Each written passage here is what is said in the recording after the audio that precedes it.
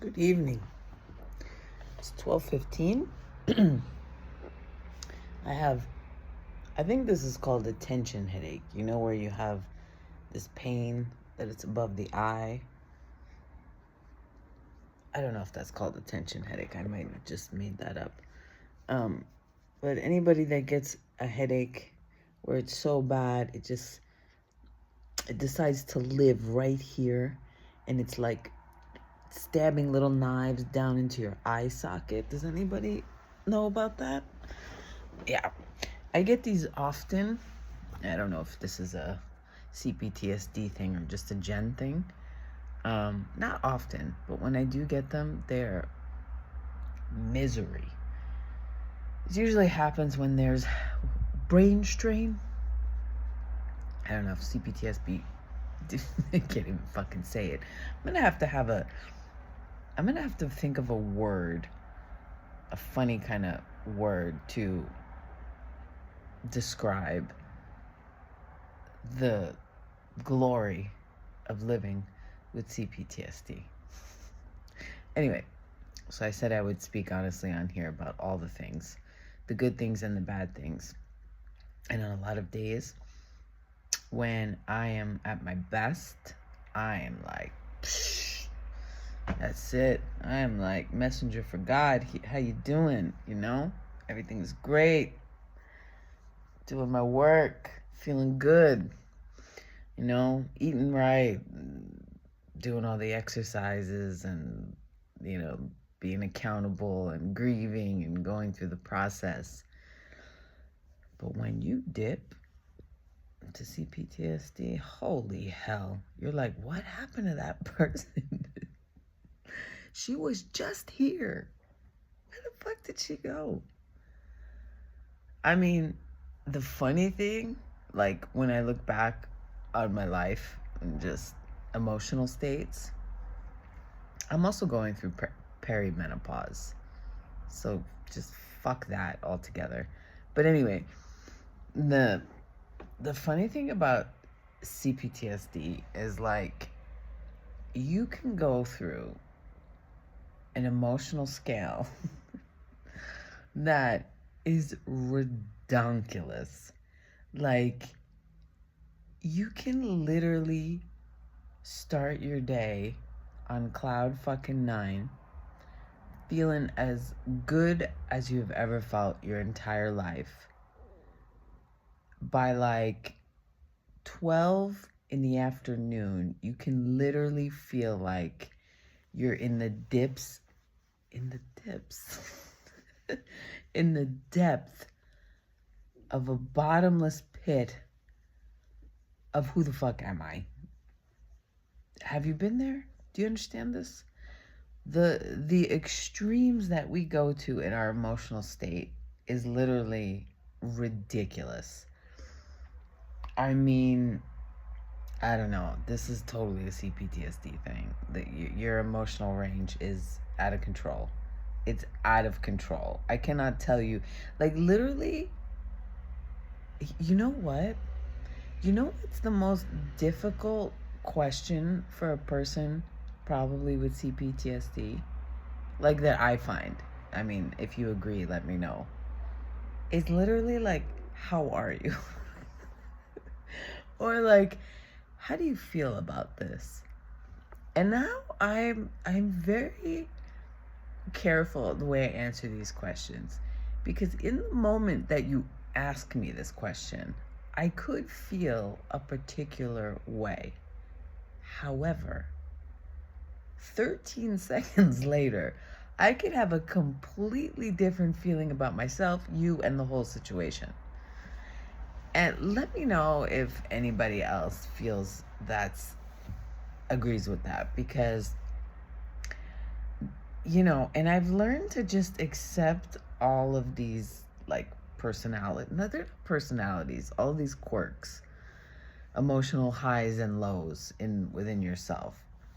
But another thing I was thinking about is, holy shit, like we are durable people.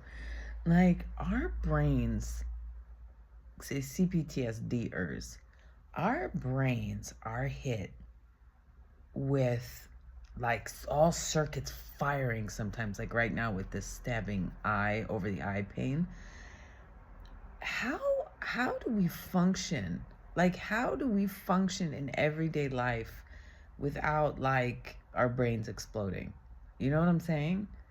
Now, every once in a while, I get what I'm going through right now, which is stabbing eye pain from overactive mind, from stress, from some probably God knows what unexpressed emotion, because there's 860 billion of them. It's like, I'm over it already. Like, I'm over it. But this is helpful because along the way, I can just kind of process like what I'm going through. So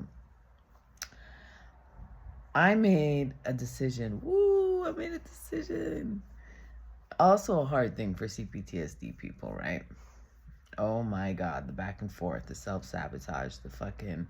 I just went through a whole gamut of how excited I am about this new course that I'm putting out for sound healers and sound practitioners, to literally going into a deep dive in my brain of like imposter syndrome, of like I'm a fraud, imposter syndrome, you know, the toxic shame comes up. That's still, listen, let me say another thing, guys. Just because I sent those videos out does not mean I do not struggle every single day.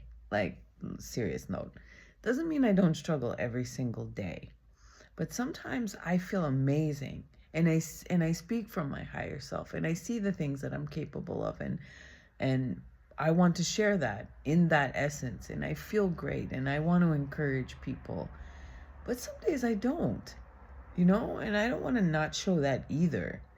And, you know, that's been a big struggle for me. If I don't speak about it honestly, and if I don't show all the parts of me in every, like, in every symptom and every kind of feeling that I'm going through in this CPTSD head of mine, then whatever, you know? But yeah, and so I went from that, you know, to being like imposter syndrome, yada, yada, yada, like, who do I think I am? And, you know, how can I rebuild from this place again? And it just spirals. It spirals.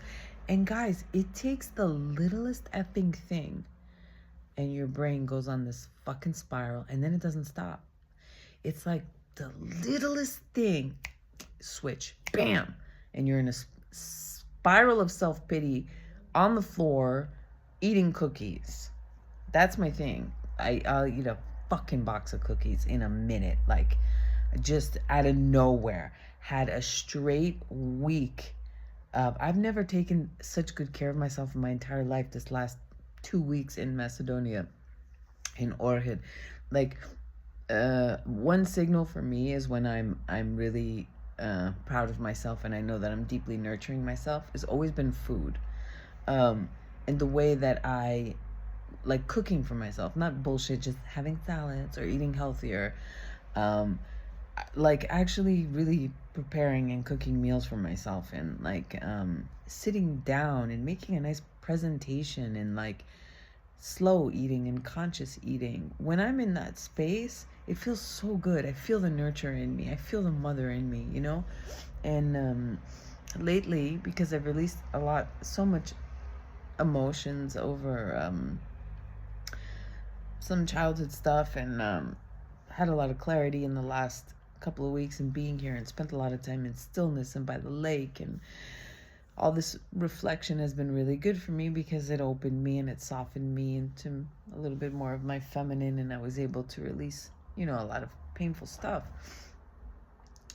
And I'm feeling my body more, and I love this, and I'm very, like, I'm paying attention to this. And now it's not like, oh, I'm just hungry. Now it's like, I really need beans. I need more iron. I specifically need lamb. I need, you know, I need something warm to drink.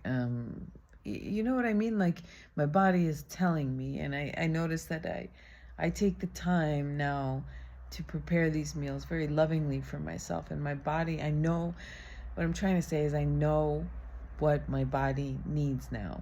And for people with CPTSD like me, people that have been have been traumatized their whole life, you're very familiar with what dissociation is.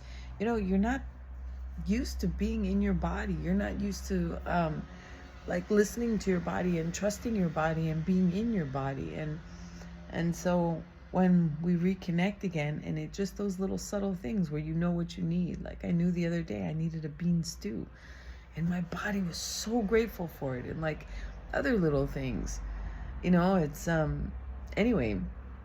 So I had a good, like, my gosh, 2 weeks of that, and I just felt so much healthier with the foods I'm eating, conscious eating, and down to like warm water and lemon in the mornings, and putting castor oil on my belly, and like releasing toxins out of my body, and just this whole cleansing. To one day of a slight twink, like, who the fuck do you think you are? To a box of cookies and a pack of cigarettes. Bam! It happens like that. It happens like that. You know what I'm saying? To the next day, like, why'd you buy that? That's a waste of money, guilt, shame, blah, blah, blah. It's a cycle. I catch myself quicker. I'm learning to get out of it more, but it still happens. It still happens. Like, just when I think, I've defeated this, one little creeping little thought comes in, and it's like, brrr. But it's all good. So that's what's been happening in the last probably 2 days. I went like 2 weeks of just the utmost, I don't know, softness and joy and bliss and emotions and crying and grieving, but also real moments of pleasure and feeling into my sensuality again. That's something that's like, I always feel my most powerful or my most authentic when I can connect to this very feminine, soft side, But anyway, that went out the window 2 days ago. But I know it'll be back, so I'm not stressing. I'm just sharing. So anyway, stabbing knife pain through the eye is now less. I cannot sleep because I made a decision and I'm finally sticking to it. That's what I started to say. ADHD. I made a decision to go back to the US, and I'm finally sticking to it. And I think a big part of me is grieving the fact that I wanted to stay. I wanted to continue to travel. I wanted to live in a little bit of Delulu and fantasy.